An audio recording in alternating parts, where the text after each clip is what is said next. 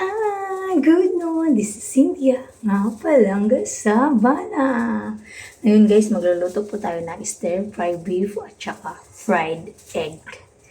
Unahin natin yung stir-fry beef pagluluto at ipakita ko sa inyo paano ko po niluto. Guys, ngayon hindi muna tayo masyadong malakas kasi andito yung alaga ko. Hindi daw siya lalabas guys. Kaya let's go! Ito po yung beef cubes. Pinakuluan ko siya guys para malambot. 1 hour na yan. Wala kasi kaming guys, wala kaming pressure cooker kasi kaming pressure cooker guys kasi si ma'am natatakot siya. Ako rin natatakot din ako kasi baka magkamali ako minsan ba. Magkamali minsan lang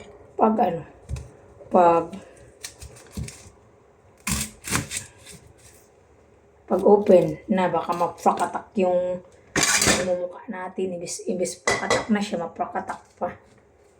Unahin natin yung sahog sa stir fry beef. Kunin natin itong mga maliit-liit kasi ilagay natin dyan sa itlog. Tingnan tayo sa mga malaki-laki.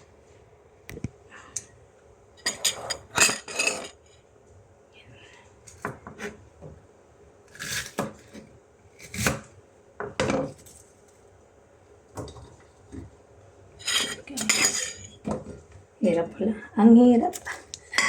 Yan, lagay natin. Tapos, ito, i-mince natin yan. Kasi ilagay natin sa egg.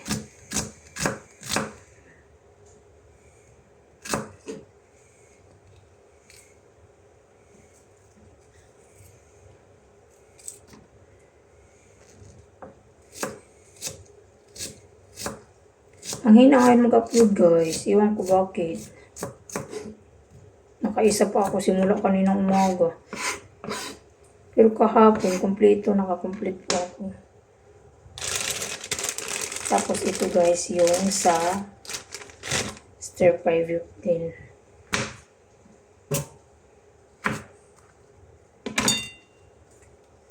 Para siyang buto. Para siyang yung atsa lang sa Pinas.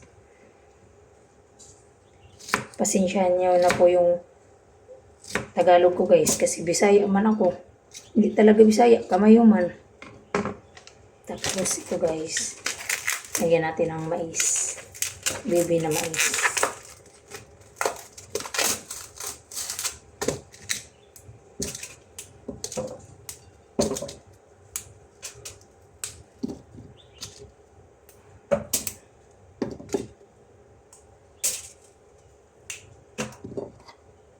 Yan po yung sa, wala man akong kaoy.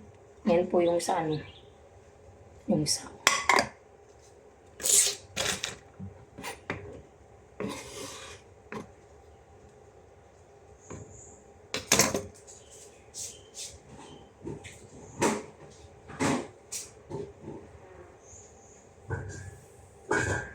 At saka ito. Yan lang sa nakita yung mukha ko.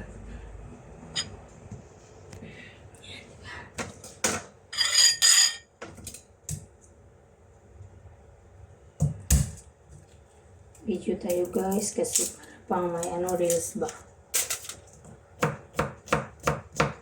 Reels tsaka ngayon guys hindi ko na to sunugin ang garlic. Pasensya na kayo, palagi na akong nasunugan. Wala kasi akong guys, wala akong stand ba para pang video. Sakit na naman yung ulo ko mag-isip papakain sa alaga ko kasi. Sabi niya, kagahapon hindi daw siya dito kakain. Ang saya-saya ko na. Tapos ngayon, sinabi na naman na dito siya kakain. Nahirap pag wala yung nanay. Hindi ka kasi yung pag mo ba. Tapos ito guys, yung niya, yung mamaya na gulay. Mahirap kasi pag wala yung nanay guys kasi budget lang yung ibigay sa pamalingki. Pag kasi yung nanay, iba yung pamalingki namin dito sa Yung Fresh Market, iba din doon sa, ano, sa Great World. Tapos ito guys, itlog to.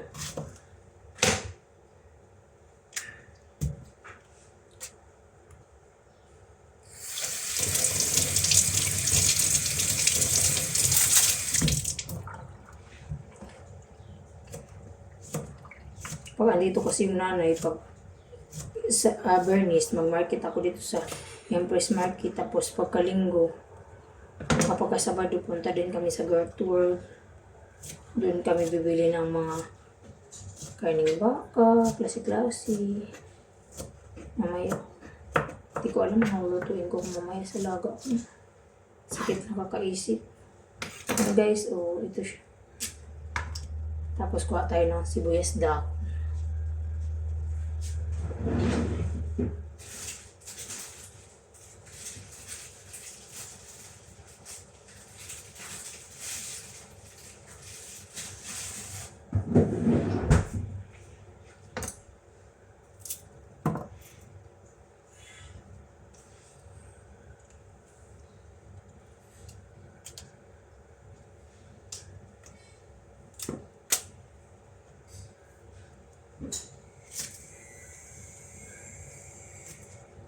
Dito sa akin guys, sa sitwasyon ko, blessed din naman ako kasi yung amo ko, mabait ba? Ma-attitude siya. Pero simula nung sinagot ko siya kasi pagod na pagod ako that time, nung December, andito kasi yung pamilya niya. Tapos gusto niya, inisan ko pa yung 2 bahay. Pagod na pagod ako that time, sinagot ko siya. Ngayon, simula nag 2026, ang bait niya na sa akin. Yung alaga. Lalo na yung bumalik ako dito. Galing ako ng Pilipinas. Grabe na sila makakare sa akin.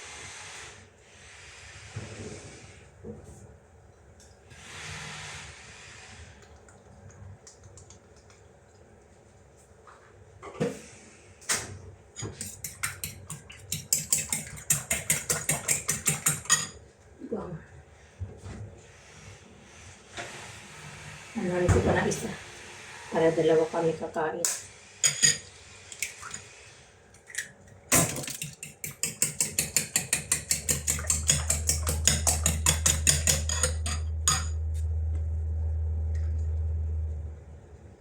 Yung itlog kasi ito.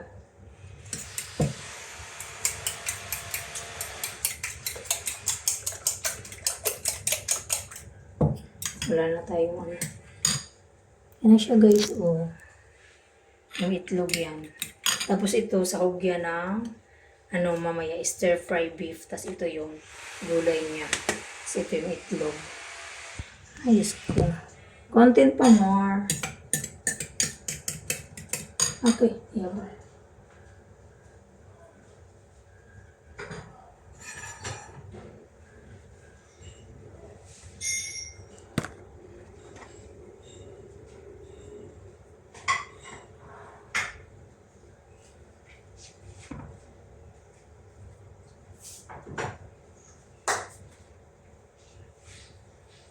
Ngayon guys, tikman na natin yung tikman po natin yung karni na pinakuluan kung malambot na ba siya. Malambot na, na natin. Okay, hanap tayo ng maliit.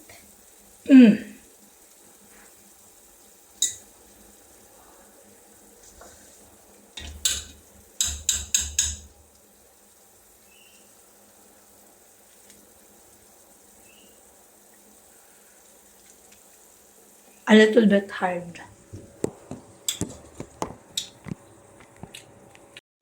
Hindi ko ito mamadaliin guys kasi yung alaga ko, kakagising lang na niya ng alas 12. Tapos pagising niya, nagprepare kasi ako dun sa misa ng lugaw niya. Tapos yun, breakfast niya, alas 12, breakfast niya. Ngayon, iwan ko anong oras yung kakain kaya ayaw ko munang mamadaliin. Kaya, na akin. Wait naman siya. Gusto ko yung mainit ko talaga yung para paglagay, ganun.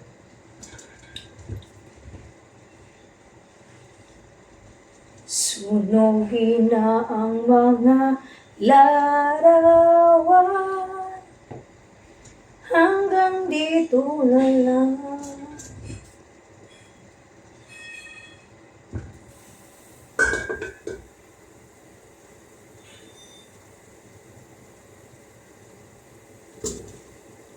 Ngayon guys, malambot na yung karning baka. Kailangan na natin siyang i-drain.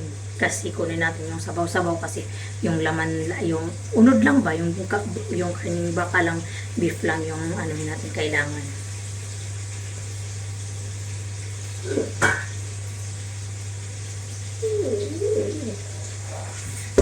Sobrang mainit siya guys. Tignan natin siya dito.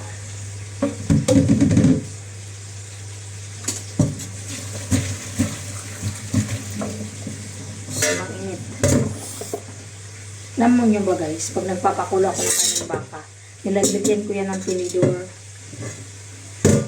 Kasi para double heat siya ba, para mabilis lang maglambot.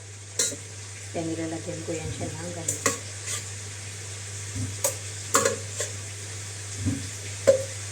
May malaki pa dito na iwan. Igunting ko nga siya. Yan siya guys. Kasi sobrang mainit.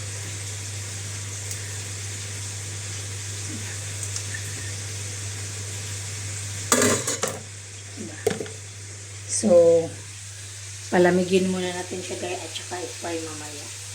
Babalik ako. So, ngayon guys, lutuin na po natin yung stir fry beef. Handa yung mga anik-anik. O anik-anik. Yan lang na. At saka itong ano, yan. Konting ganyan. So, ngayon guys, may konti pa siyang tubig pero hindi na ako makapaghintay kasi agay. Yan, lagyan natin ng oil. Ay, wala na. Nag-dry na. Lagyan natin ng oil. Hintayin natin na mainit yung oil. Kaka-Tagalog ko dito guys. Sa vlog ko, baka magiging Tagalog na ako. Mainit na po yung ano natin. Yung kawali. So, ilagay na natin yung garlic. Promise guys, hindi na ako ngayon masunugan ng garlic. Papakita ko sa inyo na hindi yun ang totoong Cynthia. You know? Ayan. Pa-brown natin yun.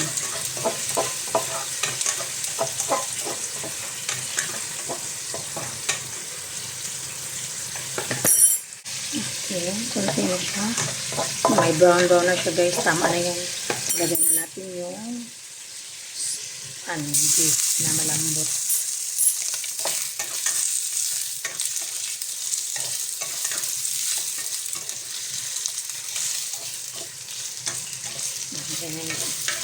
Lagyan natin yan.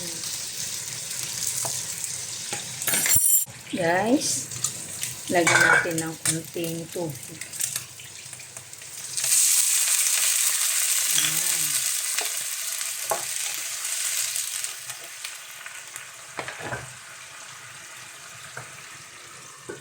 Tapos habang naghintay tayo doon, gawa tayo ng sauce niya. Ano to? Chinese wine. Ay, hindi to. Mali. Ground black pepper.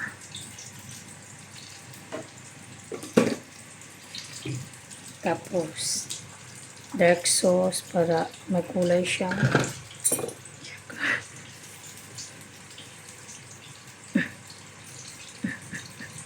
Yan. Hindi na ako basta ako magluto guys, wala nang measure. Hindi man ako nag-measure talaga. Tapos, itong white sauce. Hindi man ako nag-measure guys. Ako yung nagluluto na hindi mag-measure. Yan.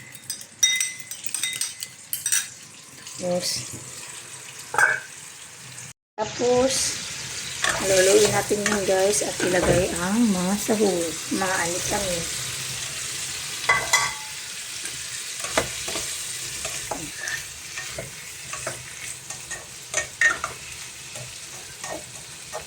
Para takpan natin saglit. Guys, yung beef. Yung sa yan. Tapos lagyan po natin ng sauce na ginawa ko kanina.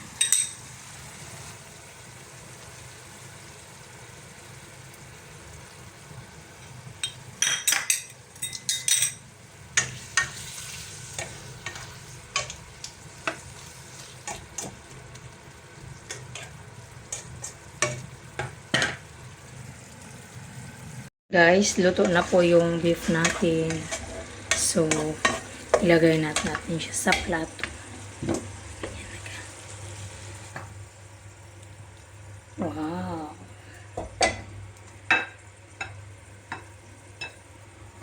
Ah, kanatay guys. Kanatay kay pagka-plaster. So, ganyan na po yung kamatis. Saka, ilagay na po natin yung itlog na may sibuyas dahon at saka bumbay. Wow! Bilhin ko ni kay ako Sudpod, ang alaga rin na Nayan nato, kaya basing mapagod sa ilalong.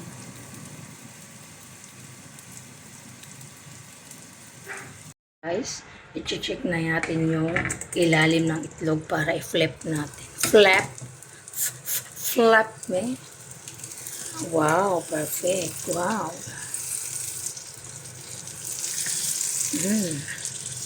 Parang ako'y nahihirapan.